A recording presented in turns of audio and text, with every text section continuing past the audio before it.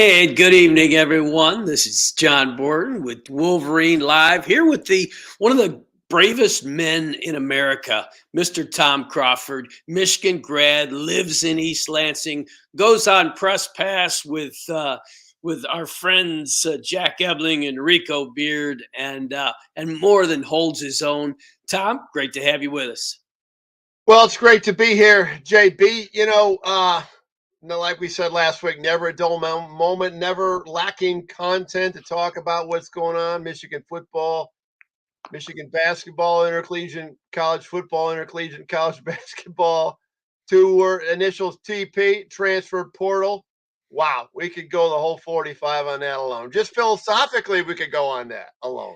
Yeah, no question about it. We've got some things to talk about, not just factually with the transfer portal, but philosophically, as you referenced, about the entire. How do we look at this thing? Because certainly Michigan has benefited from the guys that are coming in. You're looking at some really fine players who will take the field for the Wolverines this year that have come from across the country, whether it be Nebraska or Arizona State or you name it. They've pulled in some really fine players. Today, we've got three heading out the door, and those would be Nikai Hill-Green, AJ Henning, and RJ Moten headed to the transfer portal. Tom Crawford, your initial reaction to those guys hitting the highway? I mean, those are household names, let's call them. Those are dudes that played a lot of football for the University of Michigan. I mean, AJ Henning has been. I still see uh, AJ Henning in that sweep against Ohio State in the 2021 game and that touchdown there in the south end zone. Mm-hmm. He was a prominent player. He Yes. has been. Maybe not catching the football a lot, but certainly he's out there with punt returns and then in sweeps, But all three of those guys didn't shock me though, because this depth pool is so deep, both sides of the ball, like we've been talking about. And then to get into the philosophical part about college football, it goes around, comes around. The Lord giveth, the Lord taketh away, right? So I mean, No it's doubt. an open season for plucking somebody else's personnel, but that your own personnel is going to get plucked by the opposition as well. Yeah, there's no question about it. And you mentioned some of the highlights for AJ Henning, and I certainly agree with you. He has had some excellent moments for the Wolverines. But what jumped out to me about last year was, that was supposed to be the year where he kind of became this player that had did it all a little bit for the Wolverines and ran the ball, caught the ball. He ran the ball three times last season. He Yeah, ran the ball three times for average less than 1 yard per carry. He had 9 catches for 60 yards. Didn't really make an impact there. Biggest impact was on special teams, and they'll have yeah. to replace him as a kick returner and the punt returner. So, I mean, I think that's those are things that a guy like Roman Wilson can accomplish. You always had the feeling with AJ Henning, or at least I did, that he never felt like he was quite used enough or like he wanted to be, and it just wasn't happening for him. But you've got, as you said, you have got great depth and immense team success. So nobody's got a whole lot of reason to complain, but at the same time, these guys want to carve out a place for themselves and want to be a standout and want to get people looking at them for the NFL. So AJ Henning makes that decision. I felt a little bit the same way about Nikai Hill-Green, although he's been injured, and we just didn't see him last year. You kept waiting for him to come back, come back, come back. Okay, he'll probably be back later in the season, and it never happened. So, I think that with him leaving, it's Michigan has really developed the depth on the defense. I think certainly the biggest of those three was RJ Moten because he was going to be a part of that defense once again. 31 tackles last year, 2.5 TFLs, 1.5 sacks. He was a part of things, no question about it. So I just think it's a function of everybody in college football right now. If you're playing at all, if you think you should be playing, you're looking around and saying, okay, is this my best opportunity? You know, good analysis on all three of those players. And when I think of AJ Henning, it's like when we're up in the press box, I look at the entire field pre-snap and snap, and I watch the wide receivers a lot because I want to see an aerial game, so I want to see who's open. It's like before I even watch the ball, whatever JJ McCarthy is going to do in RPO or drop back or whatever out of the go, whatever he's doing. Okay, AJ Henning to me was one who struggled. Well, first of all, he's not tall, okay, which is a big need for Michigan football. But he struggled getting separation. He he couldn't get open from what I saw, and from my minimum expertise. I mean, I'm just saying that I from what I visually saw, he had a difficult time. Now, Kyle Green was a guy Michigan's not going to miss this year because he didn't play last year. But I'm telling you what, I do remember vividly, John, in 2020. You were a Nakai Hill Green guy. If you remember that, you mentioned him quite a bit, and he was in 2021 an up and coming player, and I thought great things. Now, with Ernest Hausman coming on, maybe the guys, if they're going to Charlotte, whatever school they're going to, um, Biff Poggi, maybe getting kids to come down there from the program. I don't know, but and the same thing with RJ Moten playing. I mean, I think he started a few games and it was all you saw number 6 on defense on the field. So it's like I do not care to win a national championship at all. Is that not part of the mix? That's what mystifies me on all this stuff. I mean, the thing about the portal, it's giving kids an out not to have to compete. Oh, let's just opt out. And it's pretty sad. I mean, I've talked to a couple coaches in college football that have indicated that after spring ball, look out because if they're a 2 and they feel like they're slipping to a 3, they're gone. They're gone. I mean, it's that even if they only have 1 year of eligibility used up, they got 3 left, they're gone, and that's really sad right now because it's like that whole idea of competing for a position and working your way up is that patience factor just not there. Well, that's certainly in evidence in Colorado, where you've got a flood of players that are leaving with Deion Sanders. You had I don't know, you're looking at almost 20 so far. Yeah. I'm wondering your thoughts about that. I know it's not directly Michigan, but it is certainly Yeah. This subject that we're talking about on player movement. You know, you got a new coach. I get that. He's got his own thing. He's kind of almost encouraging some to jump ship. But to see that, your thoughts? Well, it's almost he encouraged him. I mean, I saw some statements coming out of Deion Sanders, and I'm gonna make a full confession here. I watched the entire Colorado spring game. I never thought my entire life I would watch a Colorado Buffalo spring football game on TV, but I did because I'm intrigued by Deion Sanders, and they had 40 some people, 40,000 some people in Folsom Field. And it snowed the night before, so Deion Sanders brings his passion back, right? He's the savior guy. This is a team that was a 1-11 last year. Okay, and you're having that many for your spring game in that kind of weather, but he brings hope. And also, he brings change, and he even declared a change. He made the statement, welcome to the portal. I mean, he signified that there's going to be a change in personnel for those not buying in, and maybe he's not pushing him off the ship, but showing where where the bow and the stern is if they want to hop off. And I 18 kids. That's an entire. It's the latest was 18. I heard.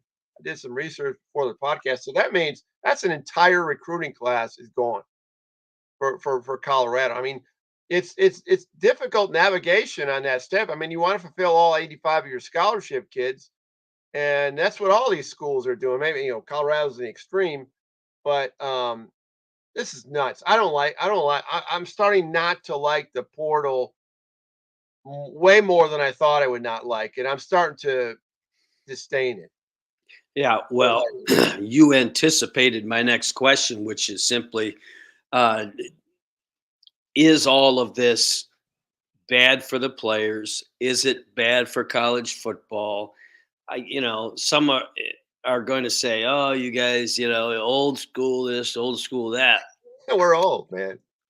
But, but the thing about it is, if you're steeped in Michigan football and you listen to guys like Doug Skeen and you listen to guys like John Jansen and others who have been through it, then you start to understand that those kind of guys gained a lot from the struggles of college football. Yeah, Guys that played under Bo Schembechler and right. worked 3-4 years before they saw this field significantly, and how much that helped them in their development and really testing their I guess their mettle as an individual. And so I think that they sometimes, especially skiing, looks at all this askance as to if to say they're missing out on a really important part of the college football experience for many. And yet you're going to have people that come back with, hey, they're going after their best opportunity, and that's that. Yeah, I mean, everybody's a lot of these kids are looking at the league, the NFL, especially in basketball. But it's like offensive linemen. Speaking of Doug Skeen, offensive lineman at Michigan, it was almost like it took the third year. You got your redshirt year when Gittleson would build you up and everything, build your neck up, and then you'd be a third. You'd be on third string maybe, or your redshirt freshman year, your second year. I mean, you wouldn't see the field typically unless you were, in your third year because offensive line was a difficult position to learn. And then that was just kind of the way it was. I mean, rarely you would see the freshman play at any of the positions. And now if these kids aren't getting getting enough touches, it's like or being targeted enough. I know parents of wide receiver, you're not getting enough targets, not getting enough targets. You're hearing all this terminology thrown at you, and it's all about their kid, right? It's all about their kid. And all these outside influences, the parents, the handlers, oh, you need to go here and you got to bet. And then the NIL brings the enticement element to it, which we're seeing with Hunter Dickinson. And it's like, my God, this is like college football is, we talked about free agency, right? But it's free agency without a salary cap. The thing that I hate about Major League Baseball, why I lost my interest in Major League Baseball back to the Kurt Flood era. Free agency is one thing, but now when you don't have a salary cap, where the Yankees, where the richest owner can have, they can pay the most and pluck away other teams. I know small market teams and low budget teams do get in the playoffs and once in a while do win the World Series, but it's a disadvantage. And now NIL is basically becoming Major League Baseball because there's no salary cap on the NIL. They've got to structure this stuff a little bit more, and everybody's rating everybody. And when you get a verbal commitment, like Michigan, gets a 24 commitment, the 24 class is doing great and blah blah blah blah blah, and yet it's like, is the guy going to even be there, or is the guy going to, once he does get here, is he going to transfer? Don't know. And John Borton, did you just disappear on me? Right here, my friend. I am Okay. right here. You were covering your eyes, is what you were doing when you were Yeah, out. yeah. I couldn't look anymore when I think of the state of all this. No, here's the deal. I just I think that you're not going back. That's the thing. Oh, Genie's out of the So bottle. No, so you're you right. might as well get used to it. You might as well adjust to it and move forward. So but we don't have to necessarily think all quote unquote progress is good. Um, I On that topic, on maybe the positive side of that topic, I want to ask you, of the players that Michigan has gleaned out of the transfer portal, who do you think will be the top guy, the top contributor out of those guys coming in? As you've been able to listen to what's happened in spring ball or listen to what people are saying and get some kind of evaluation there. Well, I mean, it's I think the position. I'm going to go to linebacker because now there's one less linebacker, right? When Nikhil Green gone, so I'm going to go with Ernest Hausman, and it's like you heard about him in spring practice. You saw what we saw at the spring game, and so I we all got to scrum with him in the media. He's a great kid, and the guy's just built like him. He's really cut.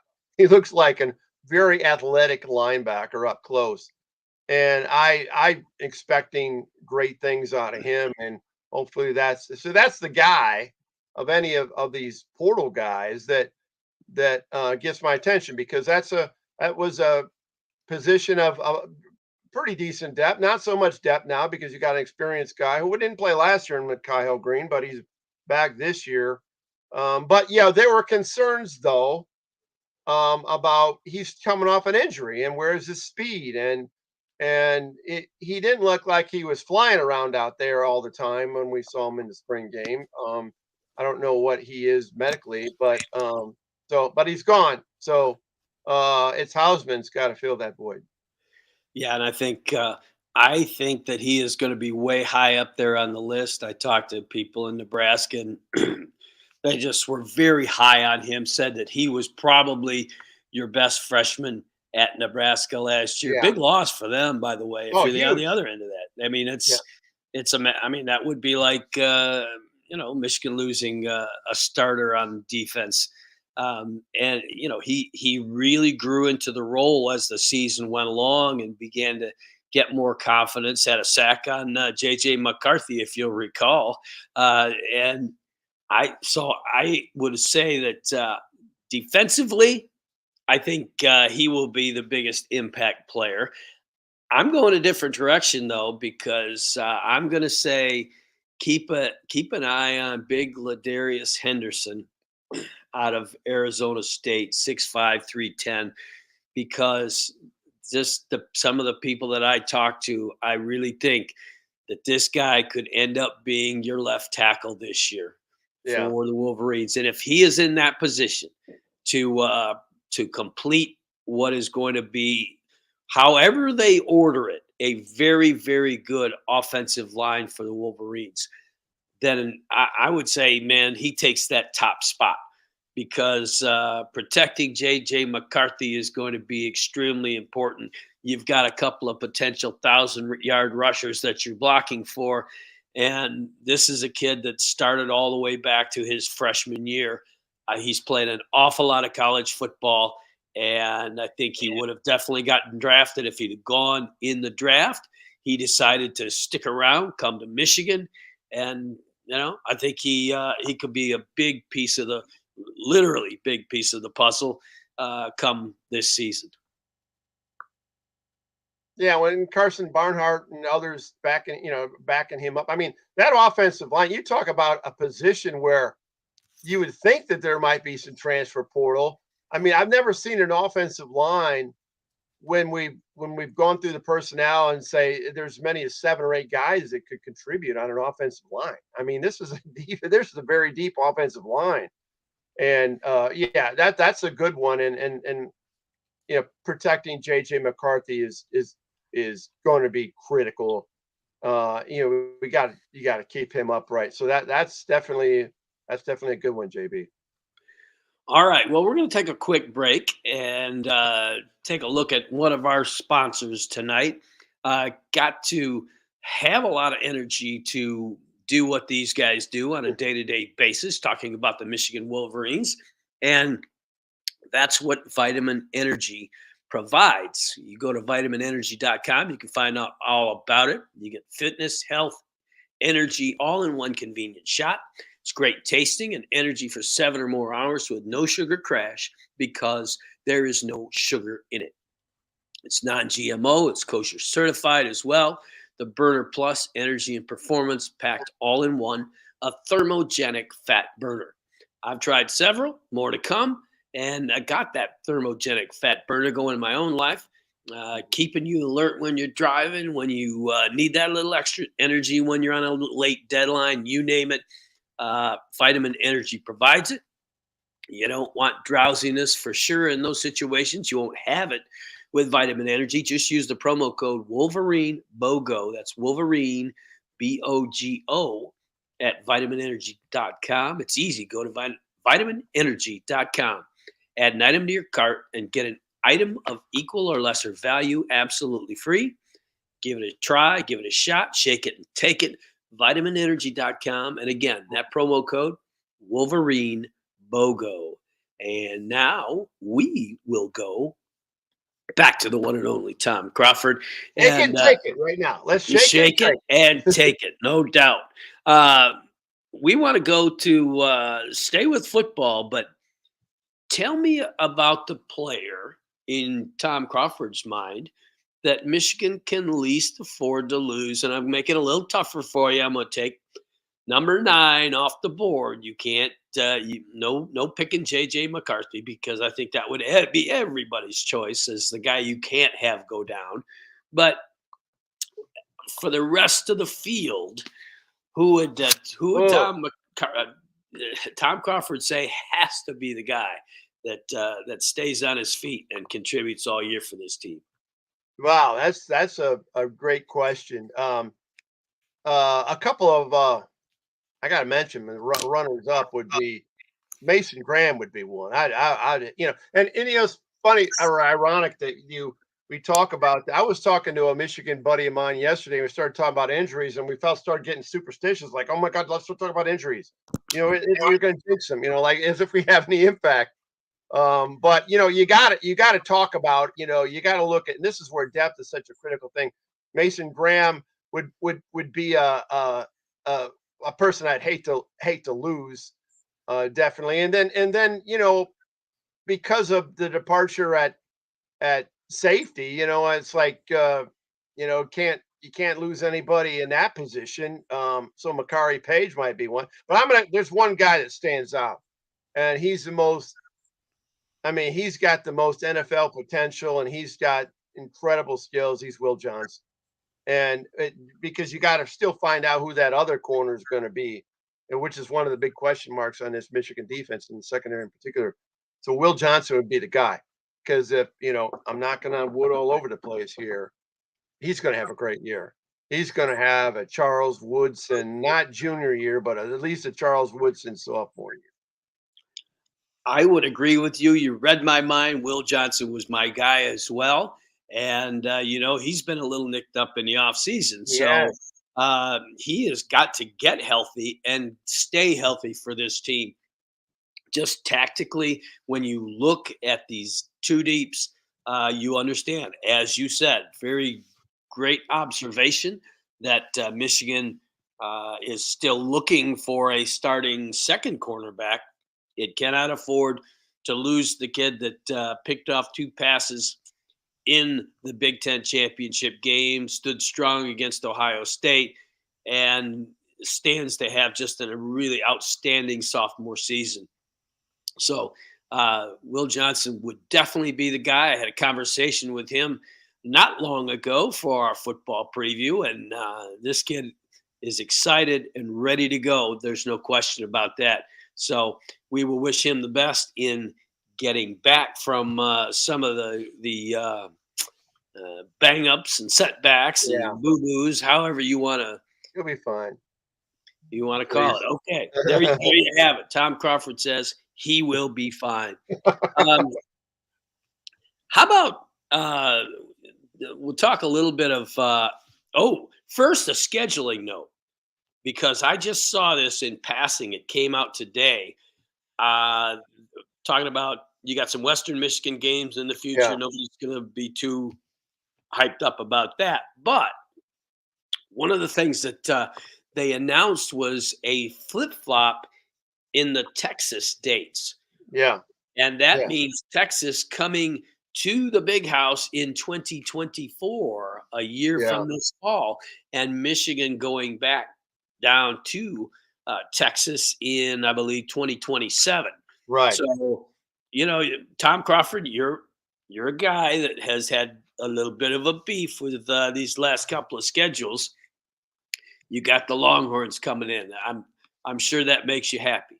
Yeah, it's like, and they had actually announced that a month. I think Abloff, and he bundled that in with some of the other things about. I mean, UTEP, University of Texas El Paso is coming on, another not super relevant program, but all I asked for is a Power Five school, beyond just Group of Five, each year. And after this year, you look at the schedule. I think there's at least a Group of Five between Texas and Oklahoma, and I think there's other schools come on. So that little beef I have is going to be gone after this year. But the Texas thing is gonna be, that's great, because you're gonna find out what you got, and you're gonna get that early on, and then you can react. And then even if you lose that game, the fact you've played a top, a top 10 team. Texas is a top 10 program. You're talking about a top 5, top 10 in recruiting literally every year. It's got the University of Texas has all the resources that Michigan has. And so that's cool. And then Oklahoma's coming on board. And then if you happen to lose one of those games, you still can make up for it in the Big Ten, and still get in and not be penalized. Especially when we're going with this 12-team thing. And with 12 teams, there's no excuse not to play a Power Five team for the University of Michigan in one of those three non-conference. There's absolutely no excuse when you have a 12-team opportunity, as far as 12 teams in the playoff and the at-large opportunity. So I'm happy about that. There you go. I understand it, and I understand that I know that fans will be excited about it. I think Michigan's schedule once again is not going to hurt them this year because of all the opportunities they've got in the Big Ten. But that's a story for another day. We can have that argument anytime. Yeah. We'll wait until we bring in somebody like a Doug Karsh, who will be squarely on the side of Tom Crawford on Oh, that that's whole cool. thing. So you guys can go 2-1 and 2 beat on me 1. anytime you want. Love it. Let's go. Let's go to this. You look at Michigan's schedule, and I was thinking about this the other day as I ran down through it. Michigan is going to handle a lot of people this year. My question to you, Tom, they are. Yeah, they are. This is going to be one good team. Now, can you pick me out 3 teams out of this regular season that will hang with Michigan to the extent that they stay within 2 touchdowns to the Wolverines? 3 regular season opponents. Will there be? If so, who are they and why? Let's see. 45-23 is 22 points. So that wouldn't have even worked last year for That Ohio wouldn't State, have even right? worked last year. No, Um, sir. yeah. Well, I'm going to be Captain Obvious here, and there's 2 of them that are, all of our listeners here on the Wolverine Live would agree. I mean, November 11th, going to Happy Valley, it's going to be a whiteout. That's going to be an intense game, and just the environment is going to make that a challenge, let alone the good personnel that they have. So I would say that Penn State game on November 11th, and then 2 weeks after that, the Ohio State game in Ann Arbor. I think that's going to mean Ohio State. Kyle McCord's going to be a new quarterback, right? But if he's the guy, but the amount of Marvin Harrison Jr. and all those talented players back, and the running back. Oh, Ohio State's gonna, and they're gonna be, girding their loins to beat Michigan, right? So I would say that's the other Captain Obvious. That's the other game. It's the third one that's a difficult one, and you might be surprised. You might be shocked by this. is I've talked about games on November 11th and November 25th, right? How about the game on November 18th? The ultimate sandwich game, trap game, if you will. Okay. Maryland on the road between Penn State going to Happy Valley. You got the Bucks coming in town for the game of the century, another game of the century. They got to go to Maryland. I'm not saying they're not going to win, but I think that could be a surprisingly difficult game, and that's that one fear game that I have that could bite Michigan in the butt. Tom Crawford, East Lansing resident, Michigan grad, goes off the board to take Maryland for the third game there. Yeah. So he's going to rile up some of his neighbors, no doubt, because, of course, what wasn't listed there was Michigan State at Michigan Mm-mm. State on October Yeah. the I'm 21st. not worried about that game. I've been and I'm not trying to hate on Michigan State. Uh, but I just think Michigan's going to be prepared for that game. I think personnel wise, they match up tremendously against that team. And I think all those games at Spartan Stadium in Michigan, they've won a couple, and then they lost the last one there, and they haven't had that that where that punch out game at Spartan Stadium that happened a long time ago. When it's been a long time since Michigan's buried Michigan State at Spartan Stadium, and so I'm not saying they're going to bury him. It's going to be more than two. Going to be more than two scores. Yeah.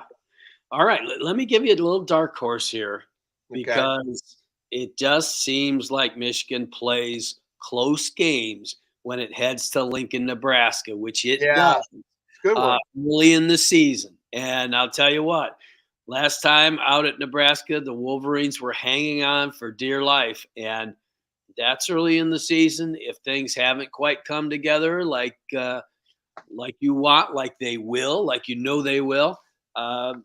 Michigan could struggle on the road a little bit there. So I'm just going to throw that one out Well, as I got to ask you. Let me interject a question, John. Are you yeah, just our come producer Megan is a University of Nebraska graduate. Are you just doing this to make her smile that you're respecting her decision? Is that part of your whole thing? She knows. She knows. She's probably picking that. If she was probably thinking that as Ah, she won those three games, that okay, absolutely the Cornhuskers are going to be in it. But no, I was not making that connection actually. okay, But very good observation on your yeah, part, yeah. and she'll keep us on the air for a little while longer that way. At least she'll like you for it. All right, let's talk. Let's kind of lighten it up a little bit as far as uh, the topic here, and we talk about road games. Uh, you can talk Ohio State. You can go talk about going up to East Lansing, out to Happy Valley. Tom Crawford, over the years, you've made a lot of Big Ten road trips. Yeah. What would you say is your favorite road trip in all of the Big Ten? Oh, that's a good question. Well, I mean, this is going way back. Um, and I've been there a few times, but the University of Wisconsin, and I'm going to go back to the '70s, John, when I was in school, and I went with I went on a road trip with the cheerleaders, all male cheerleaders who were fraternity brothers of mine. They rode in this van. They went to the games. So I rode with them, and then another fraternity brother of mine worked for John Falk as a assistant equipment manager, and so I got a sideline pass at All Camp right. Randall. Okay, and so I helped load the truck and do all that stuff. So I got behind the scenes. But that crowd, I mean, first of all, Michigan had just come off a loss to Michigan State, that 24-15, and there was payback time. This was 1978, and they went out and buried the Badgers. Now, this was like 11 years before Barry Alvarez was there. They beat them 42-0, right? But that crowd stayed in the stands the entire game. I'm looking around like, what? We're looking like, why are these people at Michigan Stadium when they have a blowout? Even the home fans go, but they never left. And I'm thinking, what is going on here?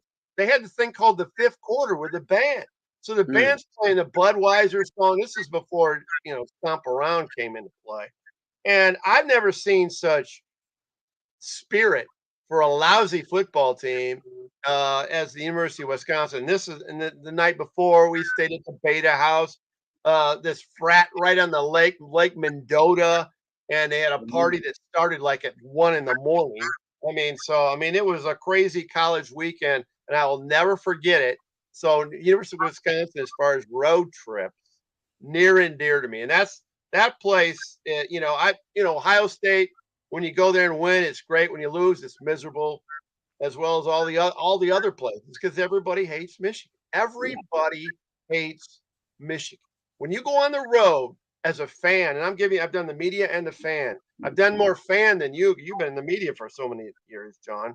But when you're out there exposed as a fan, that's when you really get a gauge of what their fan base is like. So I remember running out of the tunnel behind the Michigan team in '78, and they were throwing tomatoes through this barbed wire. They were trying to hit it at Bo Schembechler, and it was crazy. Yeah. Wisconsin. Well, hey, we're on the same page way too much tonight because my favorite road trip, no doubt, in the Big Ten is Wisconsin. Yeah. For many of the reasons that you stated, I've been there through some interesting times. I was there when the fans pressed so hard against the rail that Oh, the rail popped and they 93. spilled out.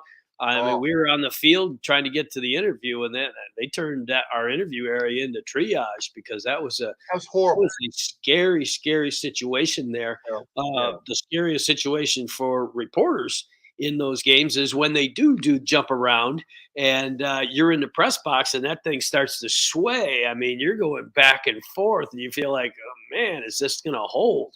But Yeah. Wisconsin, number one road trip for me. Number two, we are going to get a chance at making this year, and that would be going to Penn State. There is Yeah. just always an on fire atmosphere out there, and the way Lloyd Carr dominated the Nittany Lions early in this series just got them in such a frenzy over Michigan that they wanted to leave the Big Ten, and so they always have it in for Michigan when they come out there. Third, I like going to Iowa. Iowa is Yeah. a fun place to go, and again, the fans are right on top of the field, and It's a it's just boxing ring. It's a boxing ring. Horrible. yeah, I mean, it's tight. yes, Yeah. no question about it. All right, let's before we wrap this thing up, we got to talk a little bit of basketball. Okay. And talking basketball these days, it seems like there's either somebody again coming or going to Juwan Howard's roster. We keep hearing about Juwan Howard. The latest we heard about him is that he might wind up in Kansas with $4 million in his pocket. And Tom Crawford, your thoughts about those sorts of developments? Are you talking about Hunter Dickinson? What? Yeah, Yeah. He went to Kentucky. And I know, and I knew the parent of a bigger when I was working in Texas who signed on to Kentucky. This is years ago. I mean, when you get an official visit to Kentucky, you get the whole enchilada in terms of make you feel like you're king for a day. Okay, so I mean, there's that element, but in Kansas, we keep hearing about this NIL with this huge amount of money. And you got the Maryland factor. I mean, all these in Georgetown was a bunch of money over $1 million. And I don't see Hunter coming back to Michigan. I know that for a fact. yeah, I'm not for a fact, but I mean, just the high percentage of chances that is that he's not going to come back versus come back. So that leaves Michigan. Yet they're kind of twisting in the wind. I mean, obviously with Greg Glenn leaving yesterday, that was another nugget that got hit under the radar because all the football guys were leaving. right. Um, so the basketball program, if I'm not mistaken, has 6 departures from the team that were there last year. Almost half of the 13 scholarship kids are heading out the door. And Greg Glenn, to segue over to him, JB, was a guy that, I mean, he came out of, I think, Fort Lauderdale. And it makes me think of at Media Day, when we go to that Media Day, it's over at Chrysler, and we all when we started out, Joanne does this thing, and then we go to these tables, and everybody goes like to Hunter and Jet Howard, but I started with Greg Glenn because I always go to the guys, they're sitting by themselves, and I feel bad for them. You know what I mean? There's nobody around them. So I talked to Greg Glenn, and he, he didn't seem like he was into it. You know what I mean? A little homesick, a little. I mean, he looked like he didn't want to be there. That's Yeah. just a gut reaction, Well, and I've it's seen that lip. There's no question. yeah, I and did. he had offers from Alabama. He told me, I asked him about his other offers, and I think he mentioned Alabama and Florida State, and he went to Ann Arbor, and it just didn't work out. So I don't know. I mean, I don't know how do you when you transfer and you haven't. I mean, the number of minutes were so slim for that guy. They're gonna have to look at his high school tape to evaluate him. Yeah, no doubt about it. I will say this: I did have the foresight to go straight to Jet Howard because I knew we wouldn't have him for another preseason at Michigan. So, Like, uh, I go backwards. I go against the grain. So I yes, start with those guys, and then all you big shot media guys, you leave them, and then you go you clean up with the Greg Glens of the world. And I'm already done with them. And then I got Hunter. I basically had Hunter on one. That's the strategy at media day, in my opinion. you could get a great interview back in the day with Spike Albrecht doing that sort of thing. Yes, exactly. And then he comes up like $1 million in the national championship game. Yeah. Should have done it and won it for the Wolverines that year. Tom Crawford, just take us home. Give us a couple of thoughts off the top of your head about any topic that you so choose.